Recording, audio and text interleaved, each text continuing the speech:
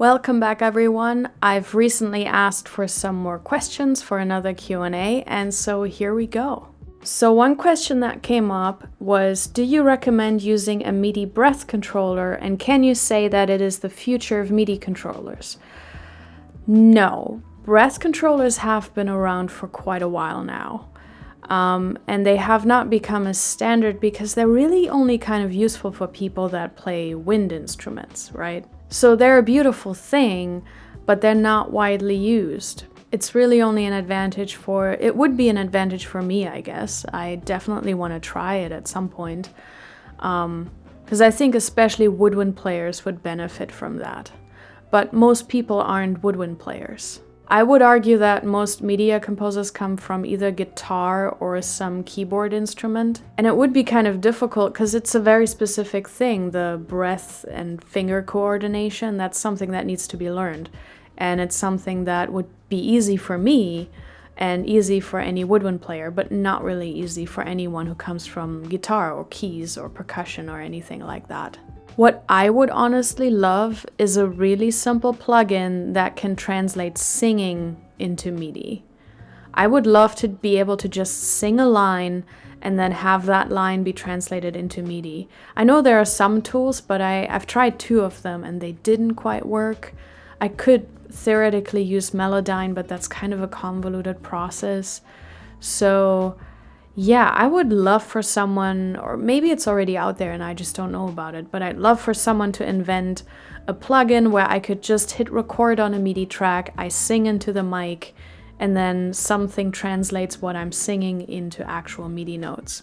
All right, another question we have is, I've noticed a few other composers use a synth sub-bass to enhance the low end in their compositions, but I don't see you do. Do you enhance the low end with EQ or trust the samples will do it? No, I do this too. I have a contact patch that I build with just a sine wave in it, but I also use sub-basses from Zebra and from Trillion. I do it too, I just don't do it in every piece. Because if I'm going for a particularly natural sound and not a produced sound, then I don't really need it. Another question was, I was wondering, when you're composing for a movie, do you watch it first and then write your ideas, or do you go to your templates and search for a foundation and go from there?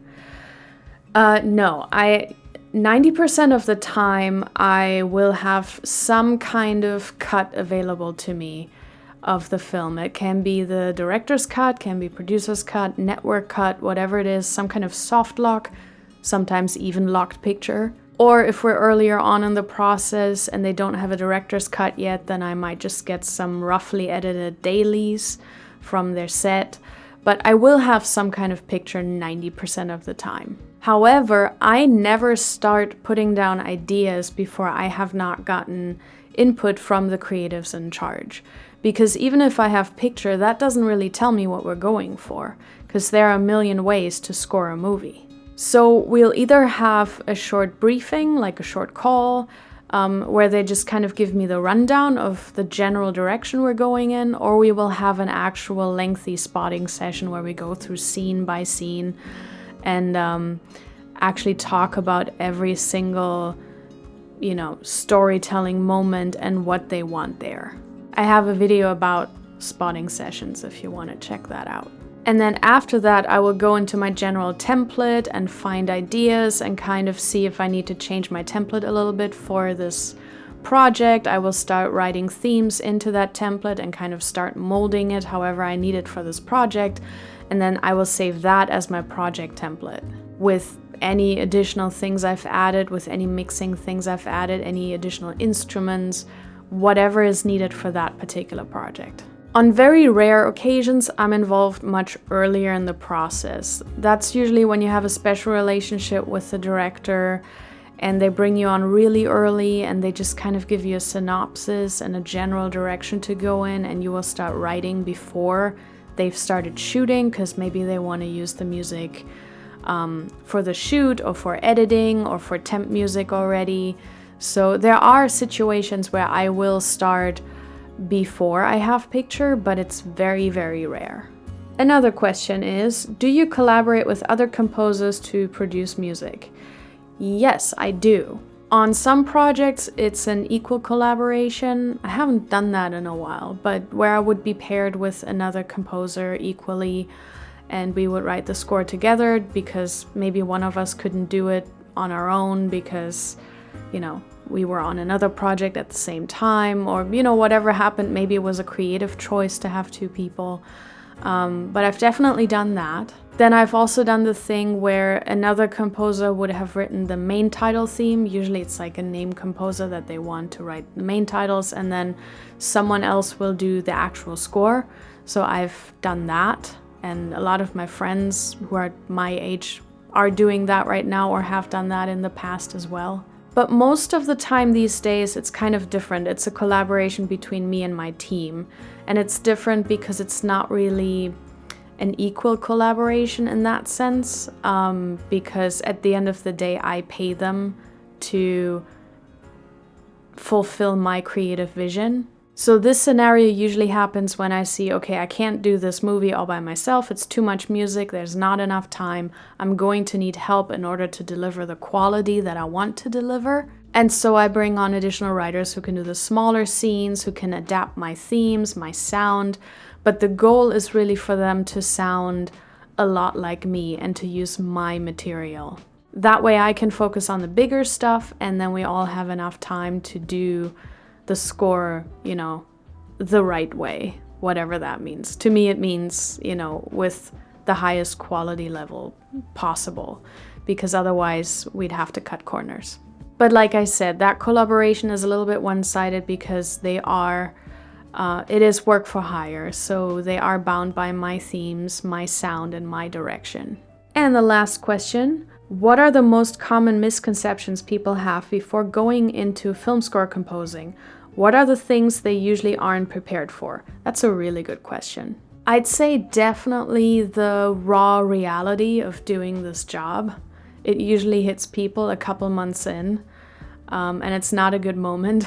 Doing this as your job every day is just a very different thing from studying this or doing this as a hobby. There is this romantic idea of what we do, and this thought of, do what you love, follow your dreams, and follow your passion. We're also always guilty of just showing like the fancy behind the scenes footage. We show the sessions or the red carpets, the premieres, all the fun stuff. But what we're really not showing is 90% of the job. Because 90% of the job is really sitting by yourself in a dark room, in absolute solitude, writing for weeks on end, just by yourself, sometimes months on end. And that's it. There's no glamour to it. There's nothing fancy to it. It's just the same thing every day for weeks and weeks on end. The sessions are like this tiny of a part of the actual process. We usually just have a couple of days of sessions for every, month or two of writing. The reality of turning your hobby into a business can be really, really crushing. And it has taken the love out of it for many people. Just from my channel, you can see how much goes into the day-to-day running of a small film scoring business, and it only gets more the bigger you get. People underestimate this. They underestimate the business side of things, but they also underestimate how slow of a career this is. Hell, I keep being surprised how long things take. It's insane how much work you have to put in good faith, just trusting things will happen. And even then, it's such a slow marathon. It's like it moves at a glacial pace. It's it's at the speed of snail. I cannot stress this enough, how slow of a career this is. And people underestimate what it's like to have to get up every day and write music for a living. Because if it's your hobby, you only do it when you want to do it, right? It's kind of the same with playing instruments. I've seen so many people kind of drop out of conservatory because after a year or so, they really lost passion for their instrument because they had to play it every single day for hours on end, and they didn't even get to choose what they wanted to play. It was just such a forced situation that they just fell out of love with it. And That can happen with composition as well. When you have to do it and you don't get to choose what you write half the time, you just kind of have to, it's work for hire, so you have to do what other people want, you know, because the moment money is involved, other people get to tell you what to do, you know, and you have to keep doing it because you have bills to pay, and, you know, it's just, it can be very difficult at times, and you really, really have to love it in order to keep doing it. The reality is you're not going to be passionate about every project. You're not going to be passionate about every single piece you write. Not every day is going to be awesome.